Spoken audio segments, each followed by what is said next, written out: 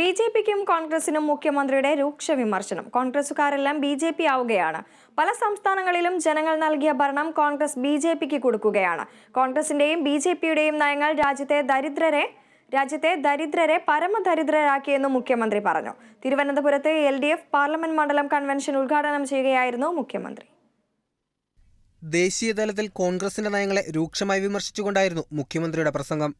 കോൺഗ്രസിന്റെയും ബി.ജെ.പിയുടെ നയങ്ങൾ ദരിദ്രരെ കൂടുതൽ ദരിദ്രരാക്കി.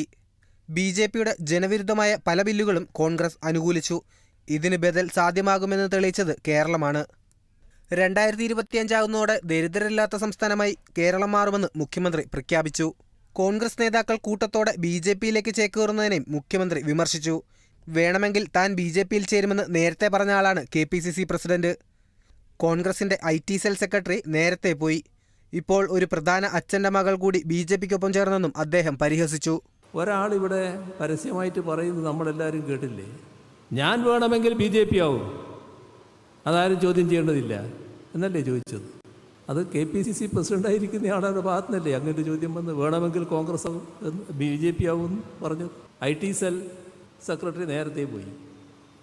ഇപ്പോൾ അതാ വേറൊരു പ്രധാന അച്ഛൻ്റെ മോളും പോയിരിക്കുന്നു.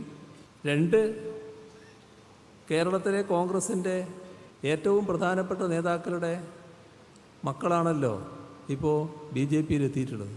കാളച്ചന്തയിൽ കാളയെ വിലയ്ക്ക് വാങ്ങുന്നത് പോലെയാണ് കോൺഗ്രസ് നേതാക്കളെ ബി.ജെ.പി വാങ്ങുന്നതെന്ന് ബിനോയ് വിശ്വം MP. ലക്ഷങ്ങൾ വില പറഞ്ഞു വിളിച്ചാൽ വേണ്ടെന്ന് പറയാൻ കെൽപ്പുള്ള ഒരാൾ പോലും കോൺഗ്രസിനകത്തില്ല.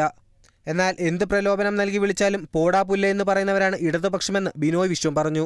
കോടിക്കണക്കിന് പണം കൊടുത്ത് MP-മാരെ കാളച്ചന്തയിലെ കാടയ്ക്ക് വില പറയും പോലെ വില വാങ്ങിക്കൊടുക്കാനും വിലയ്ക്ക് വിൽക്കാനും വാങ്ങാനും വേണ്ടി അവർ രംഗത്തിറങ്ങും. ആ സമ്മർദ്ദം, ആ പ്രലോഭനം വന്നാൽ അതിനെ അതിജീവിക്കാൻ കേൾപ്പുള്ള എത്ര പേരുണ്ട് കോൺഗ്രസിൽ? ഒരാളുണ്ടാകില്ല. എന്നാൽ നാം പറയുന്നു, ഈ ഭൂലോകത്തിലെ എല്ലാ പണവും ചേർത്ത് വെച്ചുകൊണ്ട് വിളിച്ചാൽ, എന്നിട്ട് NDAക്ക് വേണ്ടി, ബി.ജെ.പിക്ക് വേണ്ടി, മോദിക്ക് വേണ്ടി കൈവക്കൽ പറഞ്ഞാൽ പോടാപ്പില്ല എന്ന് പറയാൻ വേണ്ടിയാണ് LDF മത്സരിക്കുന്നത്. തിരുവനന്തപുരത്തും ആറ്റിങ്ങലുമാണ് ഇന്ന് LDF മണ്ഡലം കൺവെൻഷനുകൾ ചേർന്നത്. വിവിധ കക്ഷി നേതാക്കൾ യോഗത്തിൽ സംസാരിച്ചു. ആയിരക്കണക്കിന് പ്രവർത്തകരാണ് കൺവെൻഷനുകളിൽ പങ്കെടുത്തത്. Kerala vision news, Thiruvananthapuram. സ്ഥാനാർത്ഥി